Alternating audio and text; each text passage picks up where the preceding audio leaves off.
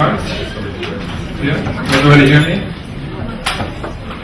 Good afternoon and welcome everybody on behalf of the Department of Political Studies and Public Administration and the Hassan Faris Institute for Public Policy and International Affairs here at AUB. We are extremely pleased this afternoon to have with us Dr. Salman Abu Sitta, who will be giving a lecture today entitled Palestine, Reversing Ethnic Cleansing.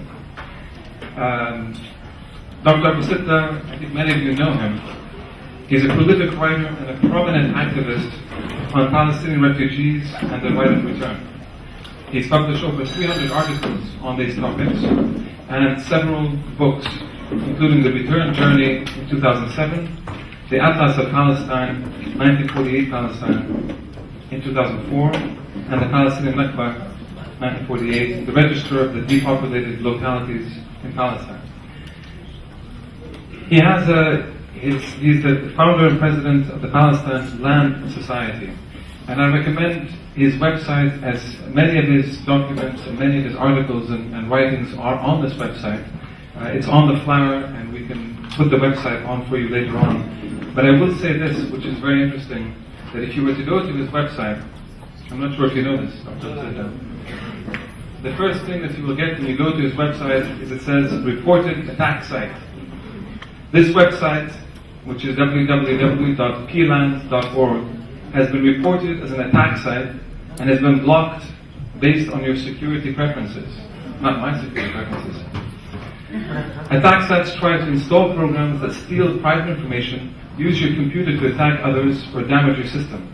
Some attack sites intentionally distribute harmful software, but many are compromised without the knowledge or permission of their owners. And it basically gives you the option to get me out of here, so you don't go to the website at all, or why was it blocked, which takes you to another site, which is a very long site to tell you why it is blocked, but by the time you're through with that, you're bored and you just want to get out of there and not actually access the website. Now, if I were part of the certain groups of people, I would have put this myself, because what Dr. Salman Abu Sitta has is extremely dangerous, intellectually speaking, in any case. As I said, he's a prolific writer. As his lecture will demonstrate quite clearly, his writings, which are passionate, are not just engaged in polemics, but in extremely sound and scientific observations and calculations, which includes this quite extraordinary map which Dr.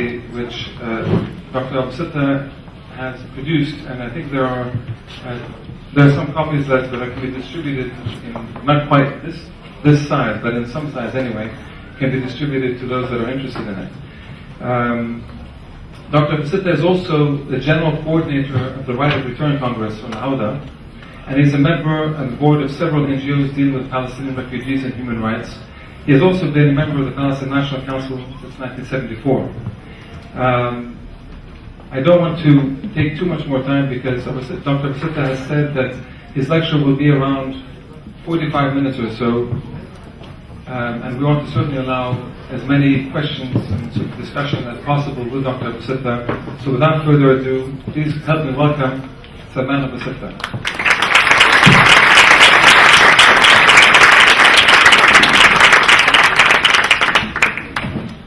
Thank you very much, Kareem. We are aware of the attack of our amiable friends, but truth will never be hidden for a long time. We are working on the website. You can go straight to URL www.plands.org. You will see the site. I'm pleased to be here in AUB. I have been around a lot in many universities. This is the first time I'm here at AUB, so it seems you fly all over and then you come closer to home. And ladies and gentlemen, today you are witnessing one more day in the longest war in history waged against a people, not an army, not a state. It is now 90 years since the last Western colonial project initiated by Balfour and Weizmann was planted in Palestine. it only succeeded in sowing death and construction since then. Never, never in its 5,000 years history has Palestine witnessed such massive uprooting of its people, ethnically cleansing of 675,000 villages, such massive dispossession and confiscation of property. 93% of Israel's area is Palestinian property. So are the contents of its towns and villages, public buildings, roads, railways, ports, and of course its water resources. Never before has Palestine been the subject of so many UN resolutions condemning these crimes and deeds and calling for removing this colossal injustice with absolutely nothing done about it. The victims of this injustice are today 11 million Palestinians, of whom 7 million are refugees, including 4.7 million registered refugees. They are languishing in exile while Jewish European immigrants are enjoying the fruits of their conquest. But this unprecedented, catastrophic event has a peculiar characteristic. It is like a constantly running play.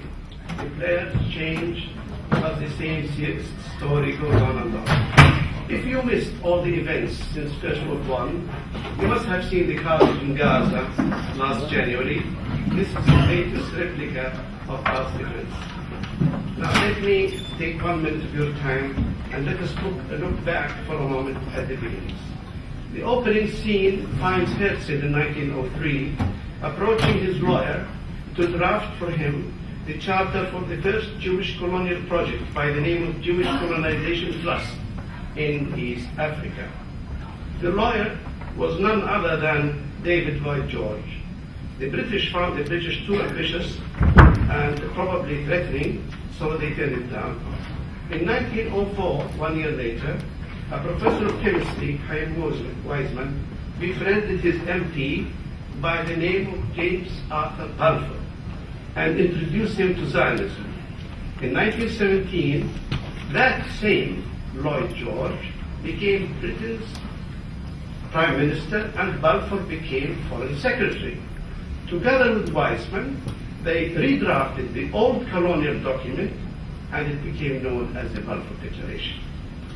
Scene 2. Scene 2 finds the Allied planes dropping leaflets on Bilad al-Sham in the summer of 1916, promising the Arabs full independence as soon as they both defeat the Turks. At the very same time, a man who lived here a long time in Beirut and a young, rich English aristocrat huddled in a room with drawn curtains and with a map of the Middle East between them. Thus, George Picot got the piece of cake called North Syria, that is present Syria and Lebanon, and Mark Sykes got Palestine and Iraq. Since then, we are painted as Palestinians. You are painted as Lebanese. And a little to the east, they are called Syrians. Any villager in any one of these regions at the time would be baffled by this new designation. This treachery and betrayal by those diplomats wearing top hats and exchanging polite conversation at the dinner table had to be dressed up in a civilized legal garb. They found a way. The way is to the League of Nations bestowed upon Palestine its sacred trust of civilization, by which Palestine was put under mandate class A, that is, it is fit for independence as soon as the mandatory power, Britain, would finish its task of helping Palestine to build its institutions. The task is not finished until today, and Palestine remains under the guardianship of the United Nations and its responsibility. Why wasn't the task finished after 92 years? It's because the guardian became the villain. It is because those who applied the sacred trust of civilization are the same who betrayed it. The mandatory power, Britain, represented by Herbert Samuel, established in his first term in 1920 to 1925 the legal foundations of the components of the State of Israel.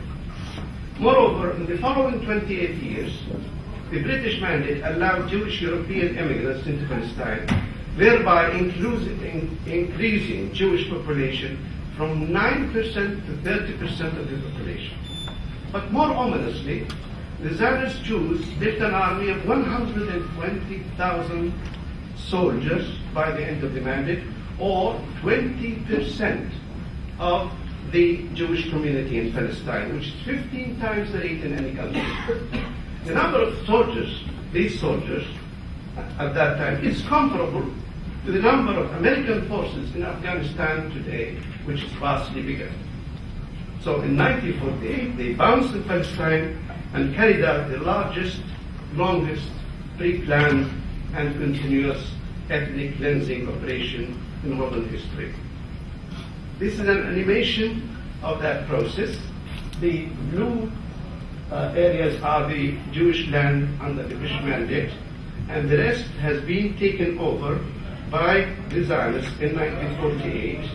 The yellow lights shows massacres committed in various places. This shows you the progress in every 2-week intervals, and that's the end.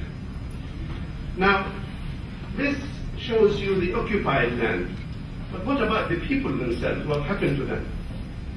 If we examine what happened to the people, we will see that these villages have been depopulated in this manner, according to their scale. And on 15th of May 1948, when the State of Israel was established, already Ben Gurion expelled half of the total refugees today. Half of them were expelled. While the British were there watching, before any Arab soldiers comes to Palestine, and therefore the myth that Israel is defending itself is absolutely false. At that time, 15th May, Ben Gurion had control of only 13% of Palestine. And then, in the next 10 months, he took over 78% of Palestine. Why did he expel those people? I mark this date. Because those people would have been citizens in the state which he tried to establish under the partition plan. The state would have 50% Palestinian citizens, and therefore he has to carry out very massive and complete ethnic cleansing so that the state will have no Arabs in it whatsoever. If we continue to see what happens thereafter, we will see that the refugees have been expelled at various intervals. But I'd like to attract your attention to the flat part of the curve. When there is no military operations, nobody left. And actually, you can actually see that clearly if you see the military operations. When there is no military operation, the yellow is the truce. So nobody of the refugees left when there was truce. So it is a lie to say that the refugees left on their accord or on orders of Arab countries. But why did they leave during the operation? Because there were a systematic arrangement of massacres. Every one of those has a record. It's not just dots for your view. Everyone has a record. You can find it in our references. So, therefore, that is the picture which created the problem. Now, in other words, if you look at Palestine before the Nakba, this is what you see. About 1,300 villages. And then the Nakba came, and so the place looked empty of its people who lived in it 5,000 years. And then they were expelled into these locations. 602, of course there are 59 camps, but I'm counting all the subsidiary places. So here you have that unusual, unprecedented situation in history. Now, this could not escape the attention of many people in the world. One of them, a distinguished man of peace, who saw this tragedy, is Count Foch Bernadotte. He was the UN mediator in Palestine. But Jewish terrorists assassinated him on the day of his final report. Fortunately for us, they were a bit late, because his report reached the United Nations, and became the cornerstone for the famous resolution 194. Now, 194 has three elements. We always talk about it as being about the refugees, but it has three elements. The first element, it calls for the return of the refugees. The second one, it calls for their relief and assistance until they return.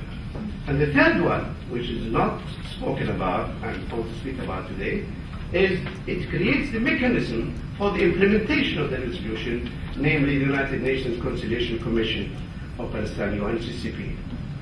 But here, I would like to give you a human touch.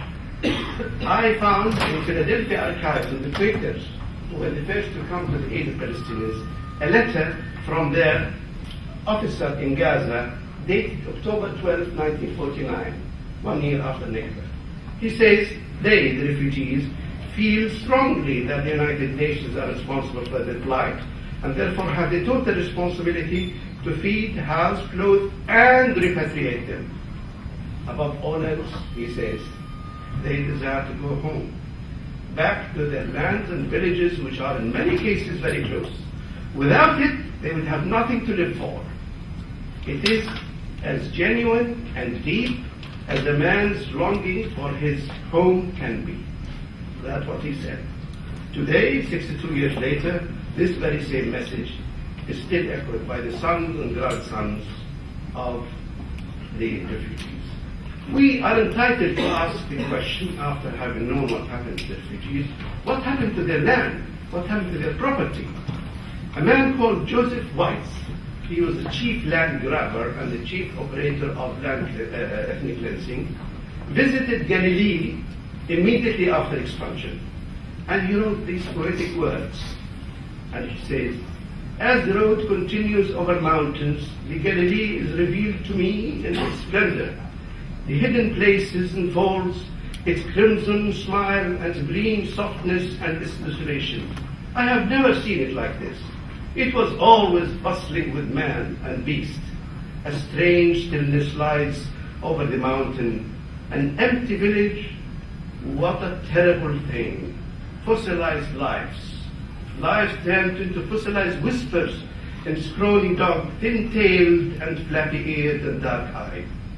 But at the very same moment, I had a feeling throbbing in my heart from primordial depths, a feeling of victory, of taking control, of revenge. And you know, war, this was our war. That's what he said. So obviously, they do not have time to waste. And with the towns and villages and the wealth of the country, minus its people, they open to them. Wave after wave of looters came. This is a known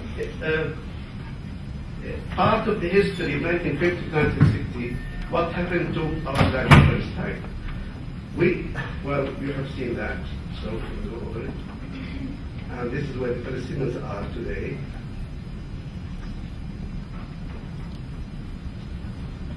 So, what did designers found in Palestine? 675 towns and villages with all what's in them. The kitchen, unmade bed, children's toys. What did they do with that? We have reconstructed what happened. And we found wave after wave of looters. First they started with the main cities in Jaffa, Jeddah and Ramla and Jerusalem, and then the area between them, and then another area. But the first looters were the Jews in the neighboring kibbutz. The second were the army officers who actually literally turned their tanks back and went to the villages and towns and loaded their trucks. From Lidda they took 1,800 trucks full of goods. And the fourth group of looters, were high Mapai officials who divided the rich villas in Jerusalem among them.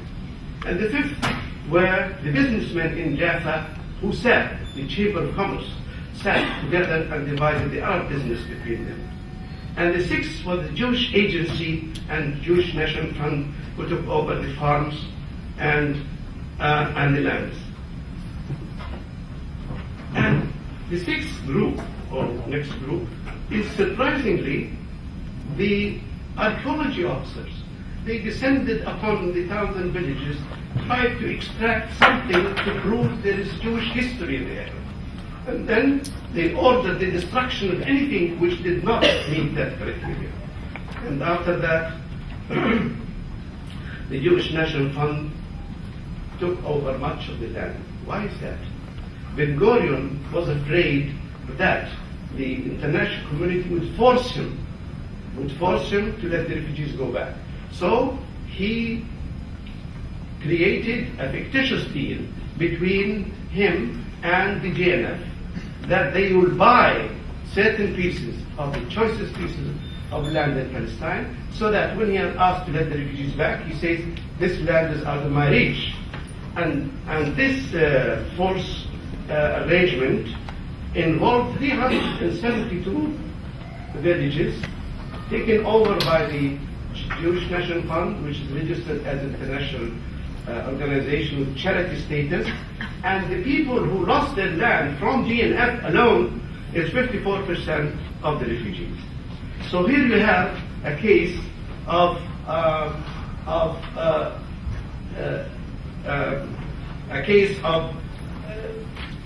confiscation of property by an international organization. In order to conceal that, because they could not consume all this land, they planted many parks in this area, and this is the description of the location of these parks.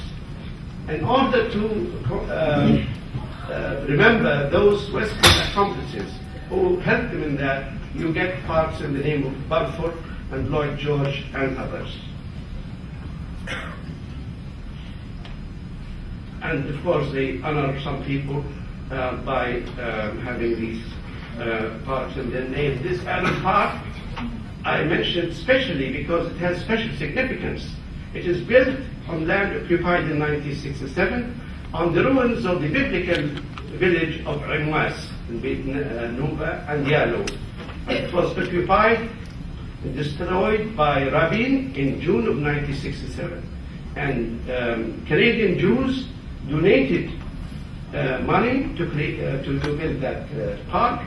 Of course, they have done something against the international law, and they retracted the name and they changed it. It was called Canada Park. It's now called Island Park.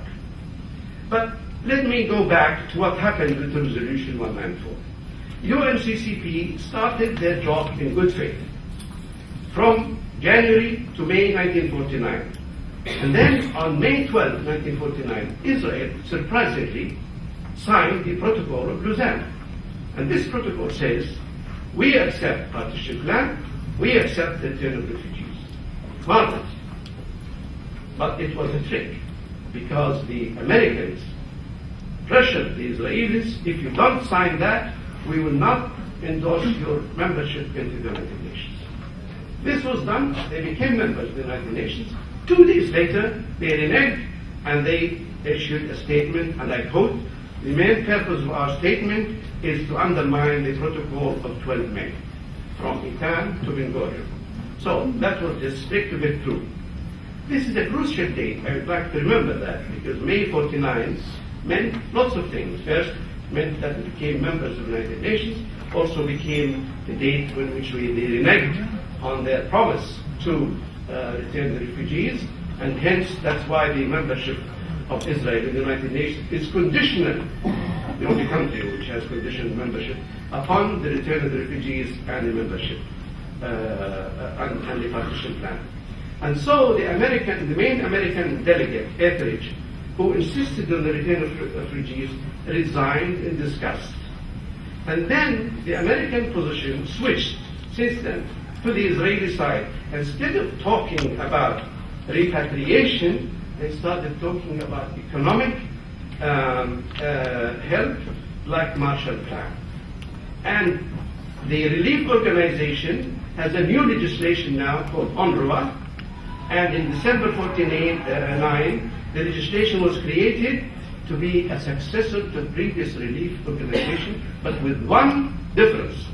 That is, to implement settlement of refugees away from their homes. In other words, it was given the task of the perpetuation of the ethnic cleansing carried out by Israel. Israel, in its turn, did not waste time. Just weeks before UNRWA started operations in May 1950, feeling immune from international pressure, Israel passed a comprehensive law, the Absentees Property Law, to seize and confiscate all refugee property. All this happened in a very short space of time. But the change in the course of UNCCP, instigated by the Americans, continued over the following 6 years. Mission came and left, clever division of Arab waters, discreet and indiscreet pressure on host countries, all with the aim of carting away the refugees from Palestine. But all this failed. In the following 6 years after that, the refugees themselves revolted and destroyed UNRWA stores and demonstrated at distribution centers, shouting, "We do not want your food or your money. We want our homes back." And then, as you know the story, the Fedayeen group started to operate in the Israeli-occupied part of Palestine, and secret national societies were formed, leading 10 years later to forming the PLO. Since then, of course, UNRWA played a heroic role in serving the refugees through wars, raids, and siege, and so on. But at first, Western powers paid generously to UNRWA. Why? Because the aim was to alleviate the pressure of international law in Israel, which prevented the return of refugees, by finding a home for them elsewhere. They saw, of course, the refugees always a source of instability. But now, in this decade, the interest of Western powers in UNRWA waned. According to UNRWA budget for 2008, UNRWA spent from donations from UN member states the amount of $76 per refugee per year. Americans pay of that 27%. That is 6 cents per day per refugee. But the United States pays $1,000 per Israeli Jew, equally divided between economic and military aid. But actually, the U.S. not only pays peanuts to the Palestinians, but also aggravates the problem by assisting Russians to immigrate to live in Palestinian homes. The outcome of this is that Israel now has a nightclub bouncer as its foreign minister. Since the 90s, U.S. paid Israel $50 to $80 million per year, and it pays the Russian immigrants 30 times what it pays to the Palestinian refugees. The European Commission pays considerable amounts to UNRWA and an additional amount to keep PA afloat. But knowingly or otherwise, the Europeans finance the Israeli occupation by taking this responsibility on their shoulders, which is the duty of Israel as the occupying power according to the Geneva Convention. Perhaps the Europeans, with their good intentions, are well advised to stand squarely to Israel and tell them what they already believe, I'm sure. And they say behind closed doors, "You are violating international law. Shape up or else you shall face sanctions, boycott, or even siege." Unfortunately, it's Gaza refugees who are under siege. The Europeans don't even seem to have the courage to claim from Israel the cost of hospitals and institutions they built and Israel destroyed. Now, we come to the quartet. Tony Blair offers financial and political bribes with the added incentive to lift the siege on Gaza and the barriers in the West Bank if, and only if, Palestinians forget Palestine and accept Israel's condition that Palestine, as they know it, does not exist. It is actually an anomaly that this condition is put forward. It has nothing to do with the quartet. Let me read for you paragraph 79 of the End of Mission report by Alvaro de Soto, who is the successor of Bernadotte. He wrote it 1 year ago. He says, "Another public misunderstanding is the characterization of the principles laid down by the quartet are conditions. These are not conditions. of the quartet. While they appear to be conditions for two quartet members, the US and the European Union, this is due to their own legislation rather than a quartet decision. And he says Russia and the UN are used as a shield for what the US and the European Union do. See in the news all the time, if you accept the quartet, the $4.5 billion in Sharm el-Sheikh will be waiting for you. That's what is behind it. So the question then arises, how long really should the Palestinians endure this situation? They already suffered from the longest war in history against the people, as you know. Many Balfours came and went, but his legacy remained. No remorse, no mercy, but relentless pursuit of the same aim, to annihilate the Palestinians politically, geographically, and historically. During all these years, as you, I'm sure, read and seen, we had peace emissaries, commissions, missions, Johnston, Yaring, Rogers, and after 1967, assortment of Israelis. Then came the biggest hoax of all, Oslo. If you count these reports and proposals and missions, I did that, you would find about 50 or 60 proposals since 1948. Not one of them, ladies and gentlemen, not one of them complies with international law. Not one. All of them are designed to coerce the Palestinians to accept Israel's conditions. Like Blair with his ever-ready promise of cash, wrapped in an expired political message, Western politicians failed after all these years to grasp a simple fact. It is far cheaper and more lasting and more honorable, if that's the criterion, to repatriate the refugees and to not have to hand them out donations all the time. We don't have much hope in that at the moment. The hope lies and remains with the Palestinians and those good people around the world who support them. But the perseverance of Palestinians gives us ideas. One of them, the United UNRWA records, are magnificent records for the odyssey of the refugees. They record the history from home to exile. Actually, I call the records of UNRWA to be the genome of refugeehood. How can we use that? We can use that to design or to suggest the detailed plan. First of all, we know where every village in Palestine has been exiled. This is an example of Algeria, which is in the south of Palestine. These Algeria people are found in these refugee camps, most of them in Gaza, as you can see, some in Jordan, and very few in Lebanon.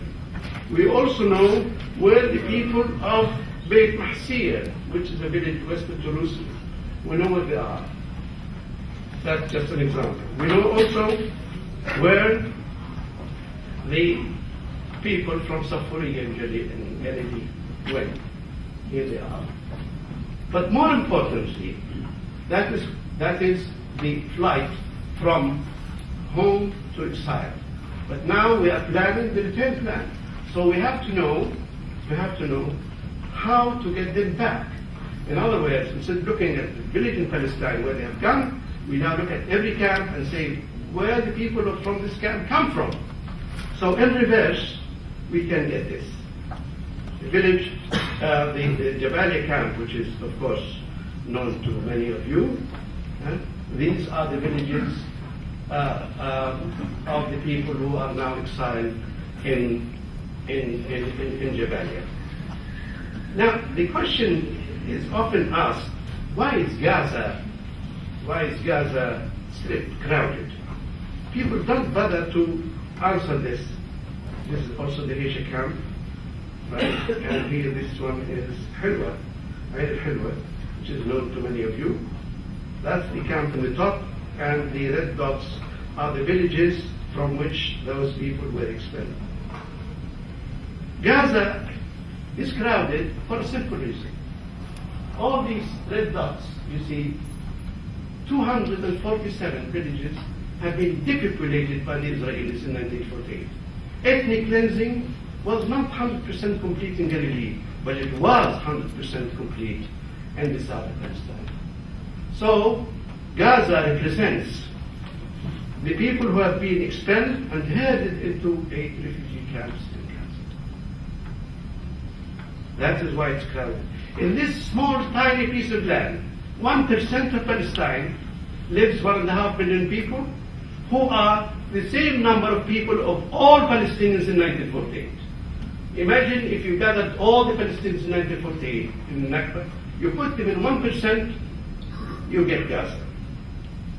But unfortunately, their suffering did not end. Their suffering is not continuous. There is a very clear indication, even before Goldstone, that what happened there is a war crime. It's a constantly committed war crime and also a crime against humanity.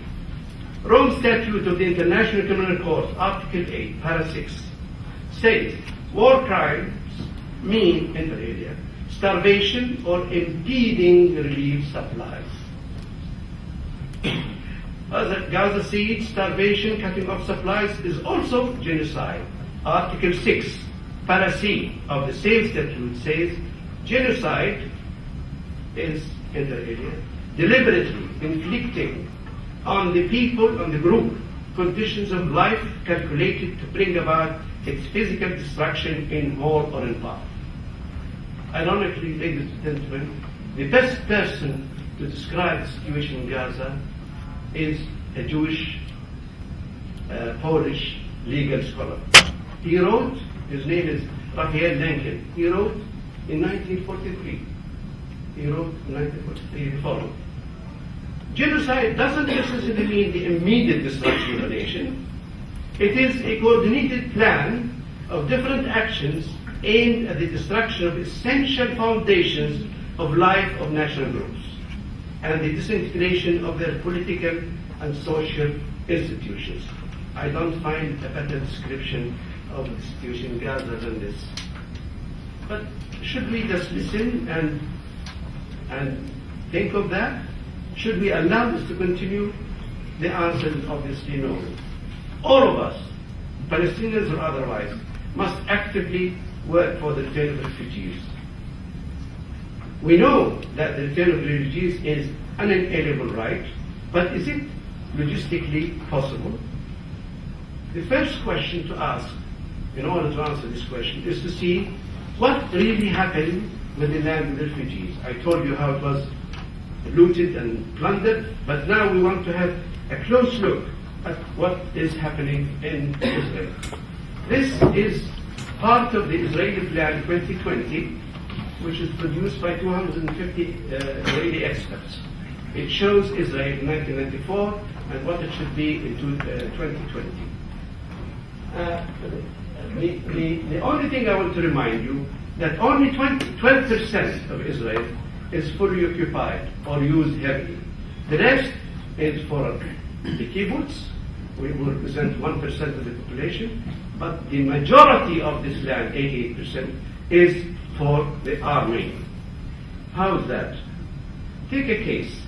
Take the very heavily changed part of Palestine from Jaffa, Jerusalem line in the north to Gaza in the south. That was the situation before expulsion. These are villages. The lines indicate the land area of these villages. So, what happened? The Israelis expelled them and built in their place. The area in blue is the extent today of the Israeli expansion. I mentioned earlier that GNF confiscated some of these lands. This is the land confiscated by GNF for some kibbutz. Then, what happened after that? This area now is used for military purposes. These red dots are part of 1,000 strategic and military points in Israel, and the yellow is closed area, also military. They are used for this purpose.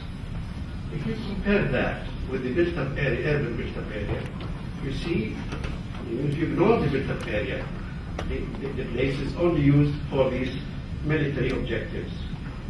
And, of course, if the refugees return, keeping the Israeli urban expansion as it is, it will not be a problem at all. Now, we apply this example in some more detail to the southern district. We made a study of about 1,300 towns and villages and asked the question, who lives there now? Well, we categorized it in 5 categories. First, the remaining Palestinians. 2, the Ashkenazis who came during the mandate and who actually built the state. 3, Arab Jews who came in the 1950s and 60s. 4, Russians. 5, assorted Jews who came usually after 1967. So in this category, we have identified who lives in these. As you can see, the southern districts, the largest number of population is in 3 originally Palestinian towns. That's Beersheba, that is Majdan, and that's Islam. This is the new one, Arab Beersheba. The rest is empty. The rest is empty. What would happen if we now tell the refugees to return to their homes? They actually can come mostly from Gaza, and they can settle in their places. First of all, there is no complex space that a single refugee camp in Gaza. Single refugee camp in Gaza. So they reserve this place, preventing people from return for reasons which are clear to you. We can apply the same example to the northern district, Galilee. Here we have in this area 50% of the population are Palestinian today. So when the refugees come from Lebanon camps, a matter which is welcomed by a lot of people, then they will come to be united with their separated families. They will find cousins and friends and so on. So the question is really, what is the problem of that? The Israelis say, yes, it is true. By the way, I started on this about 10 years ago. Not a single Israeli scientist or geographer or planner disputed the fact. They only disputed my motives. So that's okay. They say if the refugees return, then Israel will not be a Jewish state. And of course, that is a fallacy in many grounds. First of all, Israel, on its state legitimization, bases legitimacy on the partition plan. The partition plan never envisaged, and could not have ever envisaged, an ethnic or religious state. Chapter 2 and 3 of partition plan clearly stipulate the protection of a minority in where the majority is, whether it is Arab within Jews or Jews in the Arabs. So it is impossible to expect that international law will ever condone an ethnic state. But they say the Arabs are a biological bomb, which is, of course, unfortunately, a very racist statement, but also it is a futile statement, because they will never do that. Short of Holocaust, of course, that's probably one situation. Because I can show you that these are the Palestinians in Palestine. The diaspora is the same number outside, and the Jews in the red line. And if you think that the immigration will have an upper limit, it is a question of when and what time, what year, the Palestinians will be a majority. Of course, being a majority doesn't guarantee that you have rights, but at least the idea that Israelis will be a majority is never going to be happening. Now, therefore, what we need to do is to think of the return plan other than the logistics of the place and so on. If we do that, the first thing we have to do is to think of water. As you can see, bottom line of the Palestinian consumption of water, and the top one is the Israeli. 2/3 of the water is stolen from Palestinians. But that's only one part of the situation. The Palestinian public property was the backbone of Israel, which was established as an instant state on the morning of May 15, 1948. So, unfortunately, definitely, the Zionists in their mad rush to build Israel, they destroyed much of the environment and converted the landscape to an ugly concrete slab. And I quote Olin Tal, the Israeli pollution scientist. This can be solved. It is only a matter of country development, none of which is beyond solution for planners or for engineers or for people who can deal with that. But all these things have to be done. Now, I say, let me go back now to my first statement at the beginning of the century. What did we learn from the last 100 years? That all the might of Zionism, supported by Western colonial powers, failed to bring the Palestinians to their knees. True, they lost their land. True, they have been killed and wounded and so on. But there are 11 million now, and half of them in Palestine, and 88% of them in Palestine and around it. Another lesson we learned that Israel, creating Israel, had a heavy price. Since they assassinated Lord Moyne in 1944, until Gaza assault in 2009, they created a reign of terror in the area. Millions have been displaced, hundreds of thousands wounded, thousands, tens of thousands killed. But Western powers have only to calculate, I wish they do that, calculate the cost of their aid and grants to Israel, whether economic or military. And they also must add the cost of protecting Israeli embassies and their war criminals when they are traveling around the world.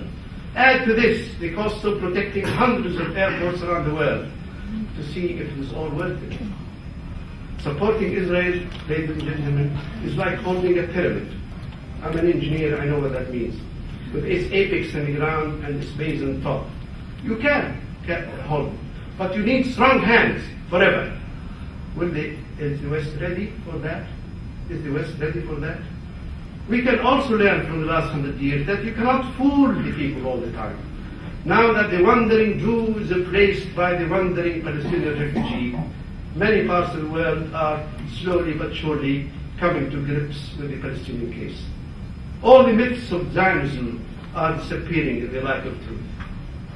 Now there is a triple increase in NGOs, the People's Voice, from 2,000 to 6,000 registered at the United Nations now. And you can see their effect in Durban, in Geneva, in Gaza, in Cairo, in Aqaba, in Al Arish, and in capitals of Europe. We also learned, since World War I, that it was the Arab people, not their governments, who took the initiative in defending their homes and rights. Consider the cases in Palestine, which is obvious, in Lebanon, in Egypt in the 50s, in Algeria, and others. It was always the people who took the initiative.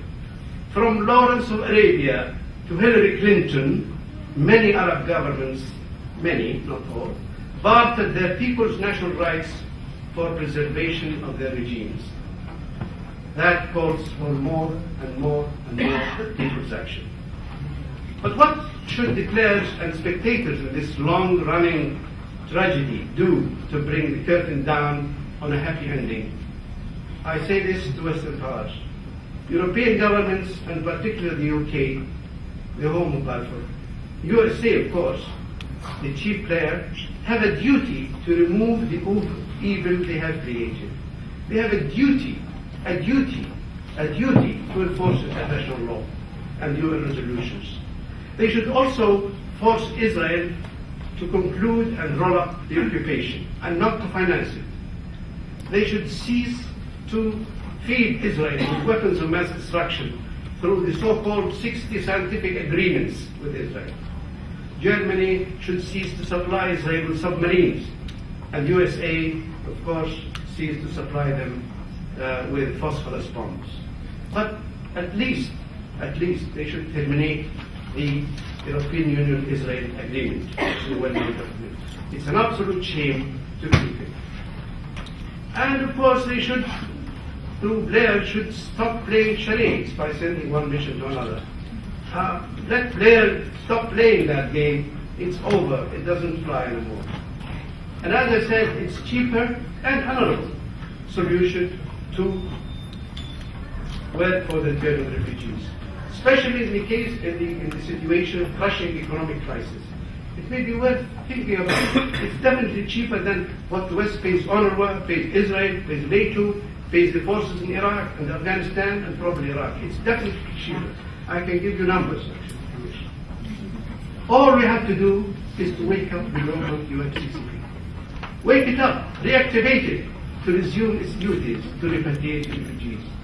This should be done by passing a binding Security Council resolution according to Chapter 7 of the Charter. Failing that, we know it could fail, facing the US veto, we may need a General Assembly resolution under United for Peace formula, or else we can apply for Israel's conditional membership to be revoked because it failed to meet its obligations. UNRWA, of course, will be the main instrument for repatriation and a rich history. But with the return of refugees, with no displacement to the present occupants, as you can see, if they wish to live in a country with no racism or apartheid, you will have a permanent and cheap solution. You don't have to carry the pyramid with safeties anymore. You tried everything else. Why don't we try this one? Of course, the doctor will say, well, the balance of power is against us. We are helpless. No, we're not. If we were, Palestinians would not be in the headlines today after 92 years. We would be finished long time ago, but we are far from that. And I say this to our Arab brothers. The Arab states should take an active, not passive role to support Palestinian rights, as their own people constantly demand. It's no good to hide behind the slogan, we accept what the Palestinians accept. Arabs should rewrite the so-called peace initiative. Its article on refugees is faulty and misleading. It says that the right of return is subject to the approval of Israel, which of course, how could anyone expect it to be conditional upon the acceptance of those who deny it? And to the Palestinians I say, keep your struggle, maintain your resilience and determination. As a priority, you must elect a new leadership to represent truly and democratically 11 million Palestinians, 3/4 of whom are refugees. This new leadership will defend the right of return resolutely and effectively. And I say to all, no matter how you try, there will be no happy ending to conclude this unique tragedy without restoring justice, without restoring the inalienable rights of the Palestinians. The proverbial pyramid must rest on its base of justice to stay stable. As the Quaker officer said 6 days ago, our desire is to return home is as genuine and deep as a man's longing for his home can be. Thank you very much.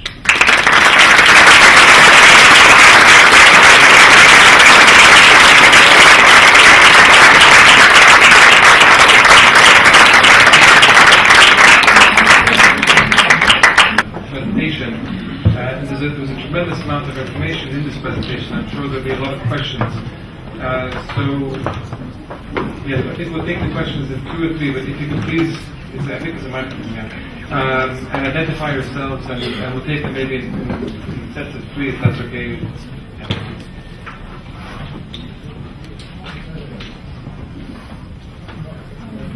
My name is Yasmin Moore. Thank you very much for your lecture. I wonder if you could say more about the percentage or the number of Palestinians who actually want to return compared to the Palestinians who just want the right to return, and if there's a difference.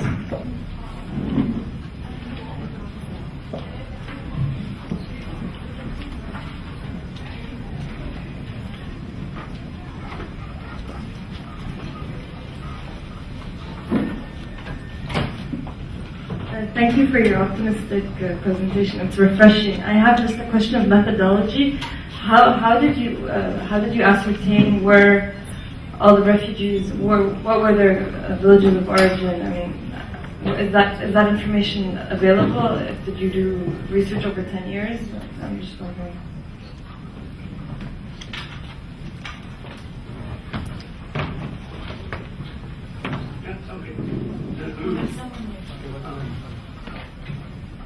Thank you, Hassan Awar. I agree, and I hope that return is inevitable, because justice supervenes simply in life, not only in history. So there will be return, I hope, before we die. But after your very informative lecture, you did not tell us anything about means towards this return, which I believe in, like many others, very much, but not the means. المقاومة in Lebanon is very much besieged. There is no Arab leader which says it with a loud voice, a clear voice, that we stand by it.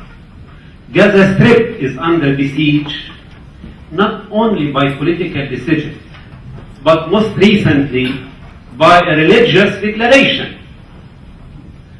Other Palestinians in the camp, our brothers, we are all Arabs, we are all Orientals, including the Oriental Jews, which used to live in my village, in Lebanon, everywhere. Like us, they were sons of this land and daughters of this land. But still, as you said, the misery continues and the ma'sat continues. So can you kindly try to identify some means towards this return? Dilma, Farid, Shwat. Thank you. Young lady asked about who wants to return. I'm not really interested in the answer to this question in general terms. I'm interested in answering you, because the right of return is an inalienable right. It's an intrinsic right. It's a right you have. You exercise it when you want, or you don't exercise it when you want. Take a simple example. Lebanese in Brazil, if he decides to come back to Lebanon, nobody says you have certain time, otherwise you're not allowed to return. The Greeks in the United States, they can return any time. To return to your home is an inalienable right, which means nobody can revoke that. And therefore, it is not really a season ticket that when it's expired, you cannot do it anymore. So, what we should work for is that this inalienable right must be honored and implemented. Now, it's up to the person to exercise it when he wants. There is no restriction on that. How did they find the information? The secret information. Not really a secret, but it is based on the records of the United Nations. Because we made analysis of these records, and they tell us every single refugee, what's his name, where he comes from, where he is now, and his family and so on, and we can construct from that a lot. However, we must remember that of the 7 million refugees, 4.7 only are registered in the United Nations, because originally that was based on need for food and shelter. There is about 1.5 million Palestinians who are not refugees, but we know all of them. They are mostly city people who had education, so they did not register. The means, of course, well, this is a big question. Otherwise, we'll not be waiting 92 years to speak about this. The question is, the first thing, in my view, is that the Palestinian should never give up the right of return. Because if you give it up, nobody else can take it away from you unless you decide, I don't want it. Nobody, no leader, Palestinian or otherwise, or Western leaders, can take it away from you. So the first thing is to keep it alive in your mind, in your action, to your children, grandchildren. That's number one. Number two, the attempt to get it or to work for it in the 70s through PLO and revolution has taken its course. Maybe it will come back again, I'm not sure. But what I'm sure about is that at the moment, and I travel a lot around the world, there's a great body of people in Europe and America, to some extent, who are fully aware of the Palestine case. Then there is a huge body of legal regimes which are now in place, which are condemning the war crimes, and also human rights organizations all the time are on the side of the right of return. And these, as I said, 6,000 NGOs are now registered with the United Nations, maybe by now there are even more, and they create a great deal of people's pressure in many countries. Now, this pressure has no meaning in some countries. So what if people make a demonstration or something? Sometimes actually they are not even allowed. Why the right of return movement is stronger, for example, in Europe and sometimes in America? Because people can assemble, can speak. In Arab countries, this is limited unless it is within the policy of the government where they are residing. So coming back to this, in these countries, these people who are supporting Palestine influence their MPs and hence their parliaments. I joined the International Conference on UNRWA about 3 weeks ago, and many people sitting by me were members of the House of Lords, of the House of Commons. And the people on the floor are mostly British, and they are applying a lot of pressure on their MPs. I one time heard a Danish MP lady, she told me, we listen to these people because otherwise they'll not elect us next time. So we create a lot of pressure through that. And as I said again, the legal regime, human rights, the advisory opinion of the International Court of Justice of 4th of July 2004 is an important document and must be implemented. It's the most important document since Balfour Declaration. It really clearly states that the West Bank and Gaza are occupied territories, and it clearly states that Palestine have right to freedom. It clearly states that. We need to use that. Unfortunately, as we all know, the people who officially deal with that on the Palestinian side are not yet equipped for that. But this is compensated by a great deal of people's work everywhere. And we are making great progress in enlightening the people. But it's a long struggle, but the road is clear. There can be no way of keeping this situation forever. And I hope this will not take longer.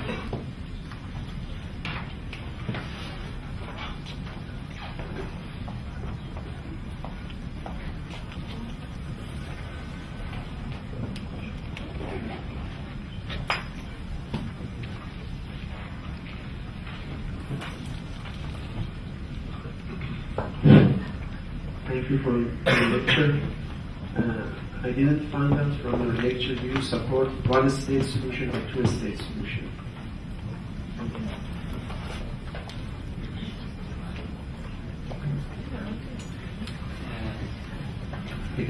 For this really outstanding report. I just have some curiosity whether you have presented this and excellent work to the Palestinian negotiating team and what their response was.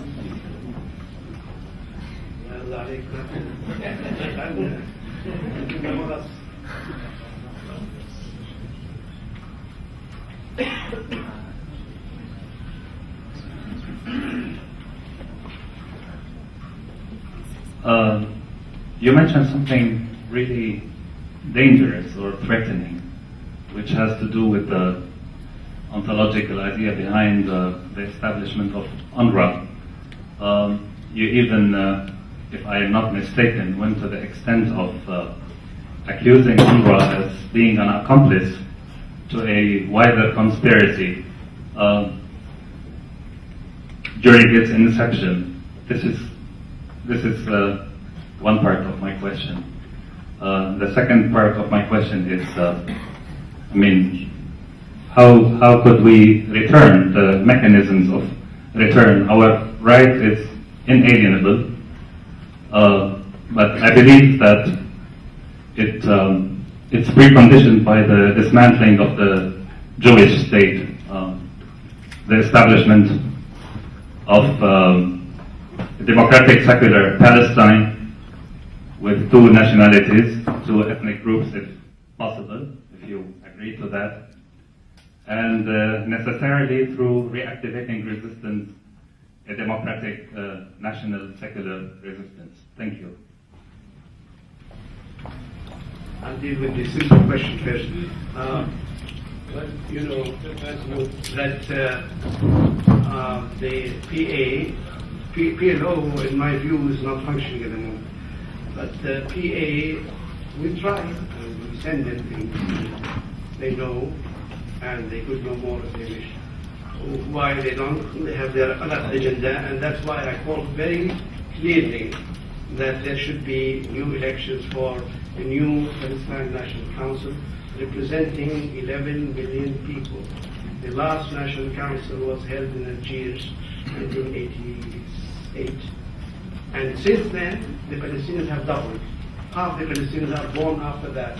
They have no voice. The children of Intifada, the first Intifada, are now like these young people here, even older. They have no voice. They have no voice.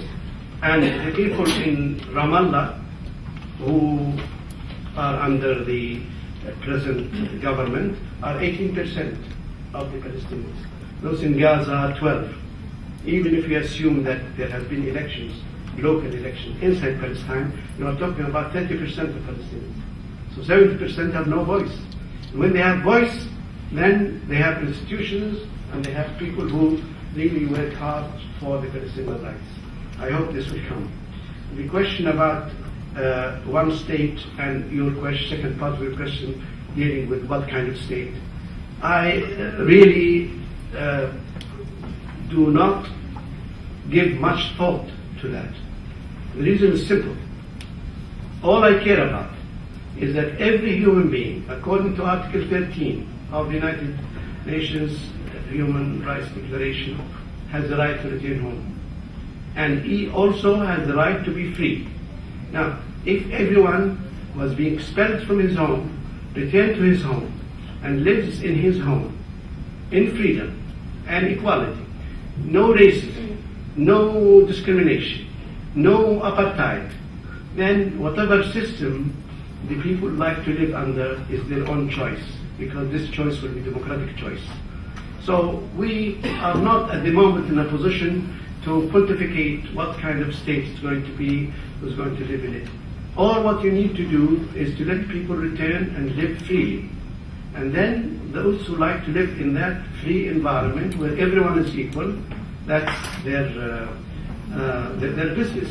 I personally do not have any, I'm not partial to what kind of system is going to be, as long as the people willingly and truly elect that system. So the question is a little bit premature. What we should wait for, people should return to their homes.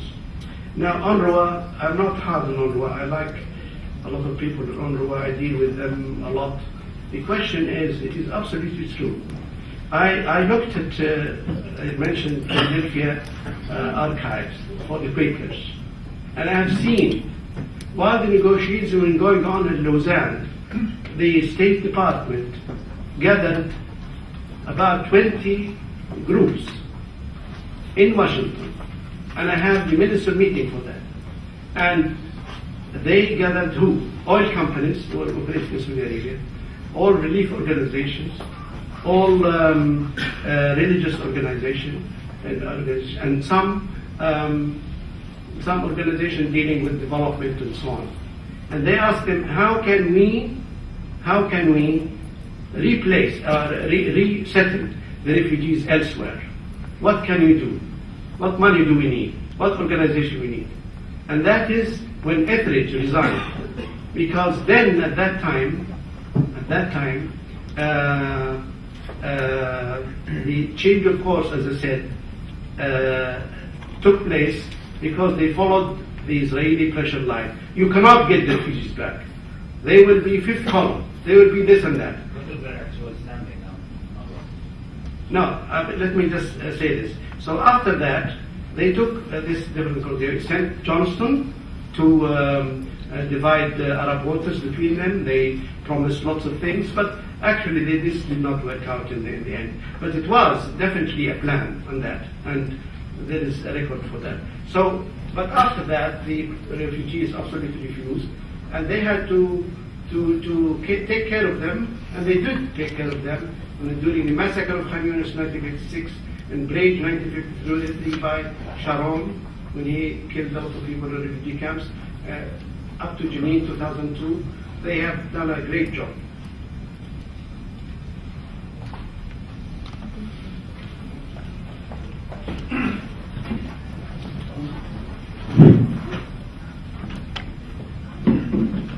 Thank you very much for this comprehensive presentation. I was very impressed, really. I only have one question, please. I liked all your lecture except for a few parts, which was almost moralizing when you said Europe must do this, Germany must not send submarines, the USA and so on. Once I heard Kofi Annan, the UN Secretary General, saying about the wall. He said simply the wall, it's not the wall, it's a fence. And tall fences make good neighbors. This was a man in the top priority of, the UN. Can't you believe with me that charity starts at home? And that if we send something to Ramallah there, we say at least dissolve or do something else? If you were to recommend something for this PA, can you say dissolve the authority, or you say something else? Thank you.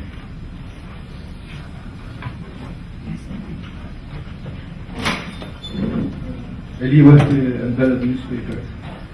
Thank you for your enlightening lecture, Doctor. I just have two quick questions. In a few words, how would you define a Palestinian today? And my second question is, we read about your correspondence with Rabbi Michael Lerner, and we would just like to know, is there any communication with other Israelis or Jews?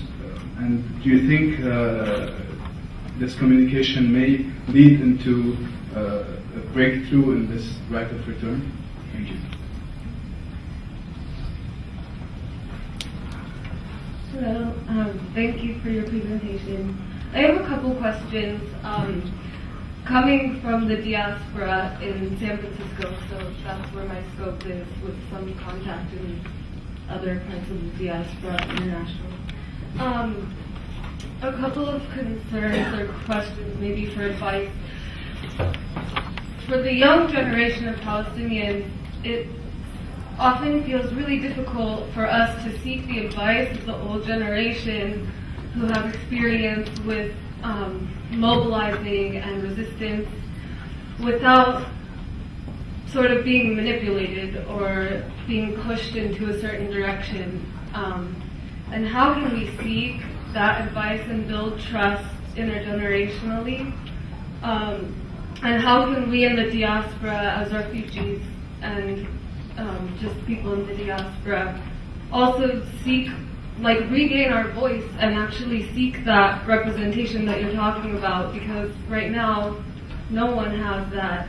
But I feel like in the U.S. at least, the rebuilding of the PLO as an institution, or the PLO institutions, is a big fear because people associate them with selling out, or the Fatah leadership, who is, or some people call corrupt. So I'm all over the place, but if you could give any advice to the younger generation of activists. But I concentrated in Europe a little bit because I really have faith, hope in Europe. I am there most of the time, and I see things change a lot. Take England, I was there in 1960, and it's unbelievable how the situation changed. At that time, you could not even mention the word Palestine, and they called us Arab refugees who could come from Mauritania. There was a great deal of hostility at the time. So Europe has changed a lot, and I have very, very high hopes this will continue. There is no way it's going to diminish. I have spoken to almost every big city in Europe, and I see the same picture. Of course, things start small and grow, but they grow in a democratic country where people can make their voices heard, and this voice in the end reaches their MPs and then it goes to their parliaments and maybe the press and so on. So no, I'm sad that Europe is yet doesn't have the courage to speak what the people tell me in closed rooms because they defer to the United States. I hope they can get out of this because it's good for them, because Europe is our neighbor, and most of the economy between Europe and the Middle East is very strong, and well, I hope so. I mean, this is an area which I have great faith in at the moment. I mean, great hope, to be more accurate. So that's why. The Arab situation is known to all of you. I don't need to elaborate on that.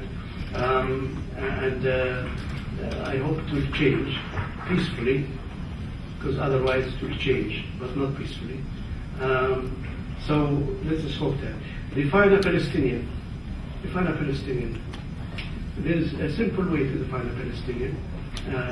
The Palestinian Charter of 1968 defines a Palestinian. The one whose normal residence is in Palestine during the mandate. And the one who was born after that in diaspora from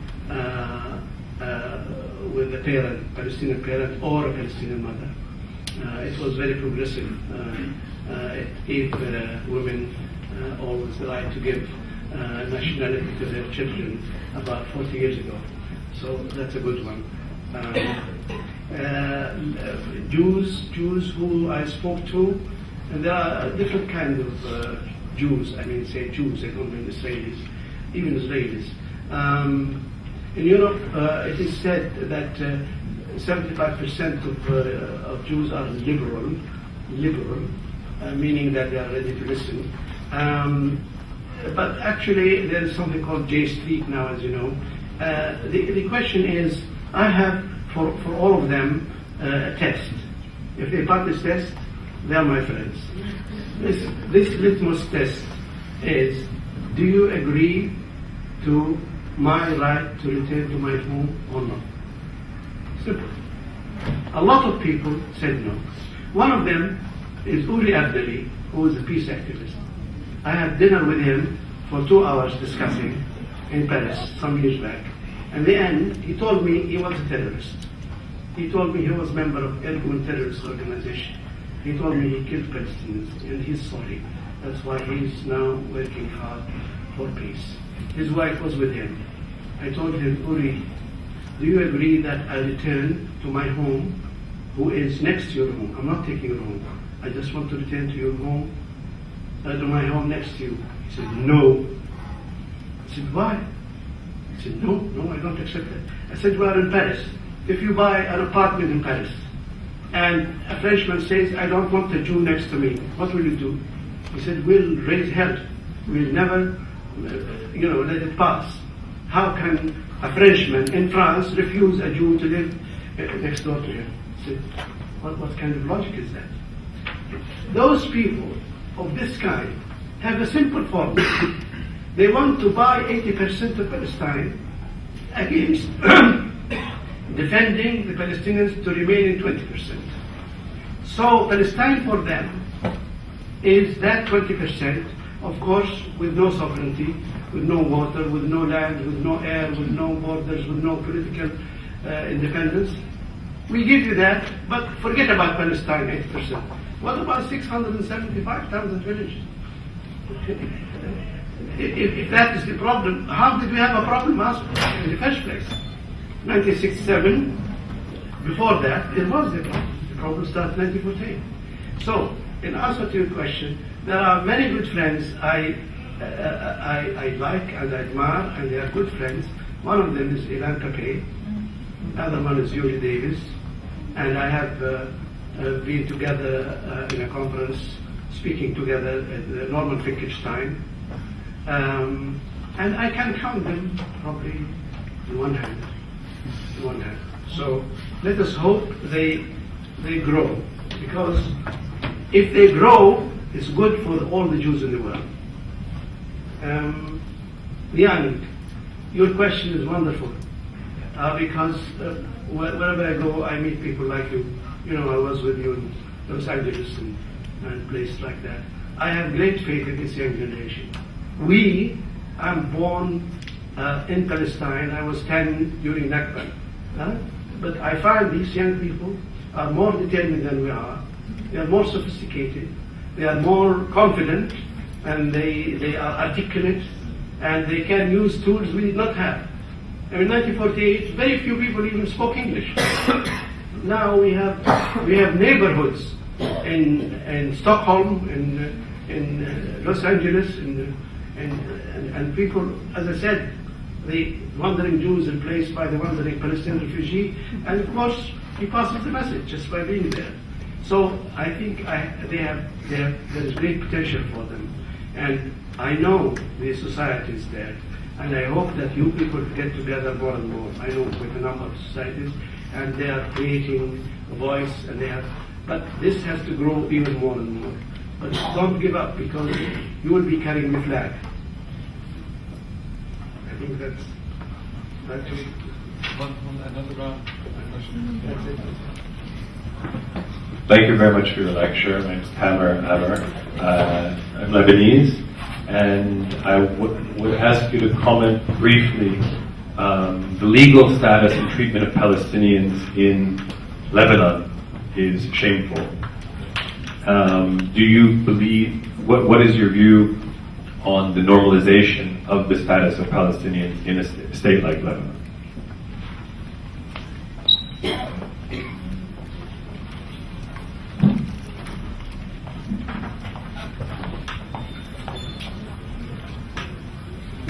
Thank you for your lecture. I'm just wondering, I'm from Germany, and I was very surprised by your description of Europe and by expressing that you have hope in Europe, because personally I was very frustrated, because first of all, of course, the rejection of Angela Merkel, who said that, well, yeah, it's the fault of the Palestinians because Hamas was sending rockets to Israel, and this opinion was mainly adopted by the German population. And I mean, there have been demonstrations against it, and I was very happy about it, but the people who went there were mainly people from the old German peace movement. They were Palestinians, they were Egyptians, they were Moroccans, they were sometimes part of the German left. The scientific observations and calculations, which includes this quite extraordinary map which Dr. Abu Sitta has produced, and I think there are some copies that can be distributed in not quite this size, but in some size anyway, can be distributed to those that are interested in it. Dr. Abu Sitta is also the general coordinator of the Right of Return Congress on Auda, and he's a member on the board of several NGOs dealing with Palestinian refugees and human rights. He has also been a member of the Palestinian National Council since 1974. I don't want to take too much more time, because Dr. Abu Sitta has said that his lecture will be around 45 minutes or so, and we want to certainly allow as many questions and discussion as possible with Dr. Abu Sitta. So without further ado, please help me welcome Salman Abu Sitta.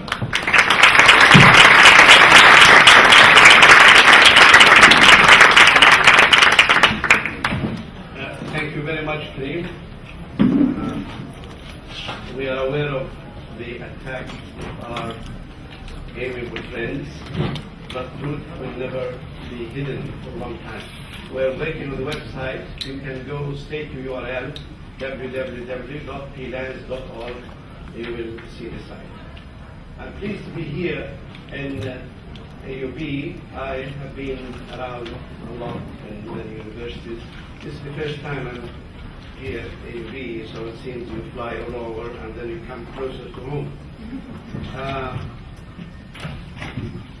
And ladies and gentlemen, today you are witnessing one more day in the longest war in history waged against a people. a people, not an army, not a state. It is now 90 years since the last Western colonial project initiated by Balfour and Weizmann was planted in Palestine. It only succeeded in sowing death and construction since then.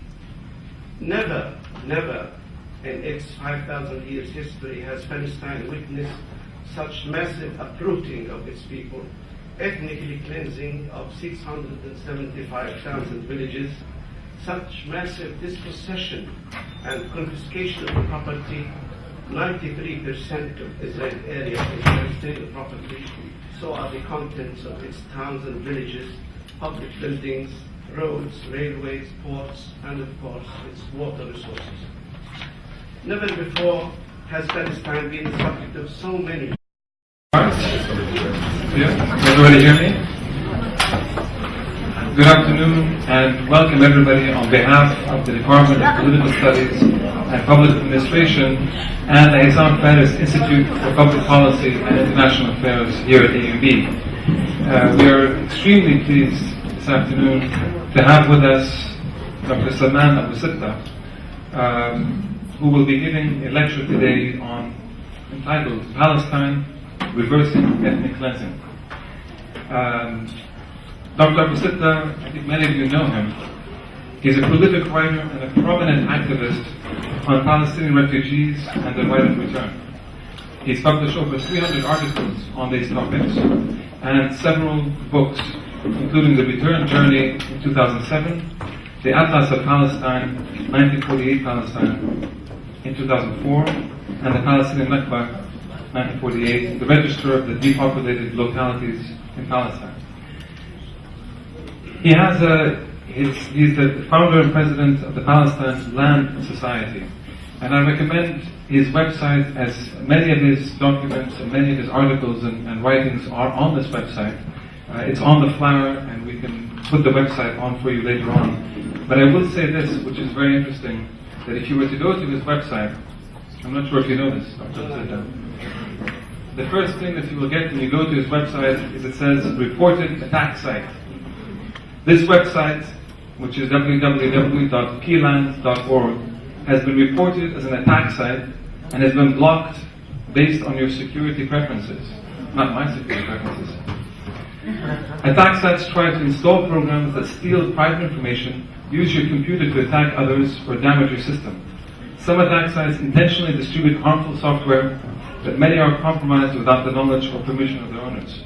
And it basically gives you the option to get me out of here, so you don't go to the website at all, or why was it blocked, which takes you to another site, which is a very long site to tell you why it is blocked, but by the time you're through with that, you're bored and you just want to get out of there and not actually access the website.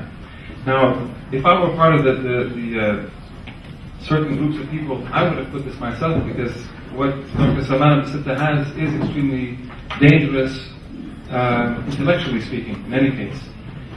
He's, as I said, he's a prolific writer. As his lecture will demonstrate quite clearly, his writings, which are passionate, are not just engaged in polemics, but in extremely sound. And that's the end. Now, this shows you the occupied land. But what about the people themselves? What happened to them?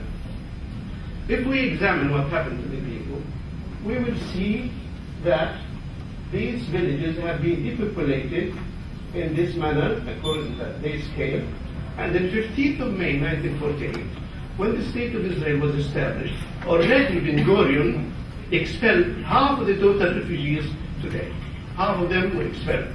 While the British were there watching, before any Arab soldiers comes to Palestine, and therefore the myth that Israel is defending itself is absolutely false. At that time, 15th May, Ben Gurion had control of only 13% of Palestine. And then, in the next 10 months, he took over 78% of Palestine. Why did he expel those people? I mark this date. Because those people would have been citizens in the state which he tried to establish under the partition plan. The state would have 50% Palestinian citizens, and therefore he has to carry out very massive and complete ethnic cleansing so that the state will have no Arabs in it whatsoever. If we continue to see what happens thereafter, we will see that the refugees have been expelled at various intervals. But I'd like to attract your attention to the flat part of the curve. When there is no military operations, nobody left. And actually, you can actually see that clearly if you see the military operations. When there is no military operation, the yellow is the truce. So nobody of the refugees left when there was truce. So it is a lie to say that the refugees left on their accord or on orders of Arab countries. But why did they leave during the operation? Because there were a systematic arrangement of massacres. Every one of those has a record. It's not just dots for your view. Everyone has a record. You can find it in our references. So therefore, that is the picture which created the problem.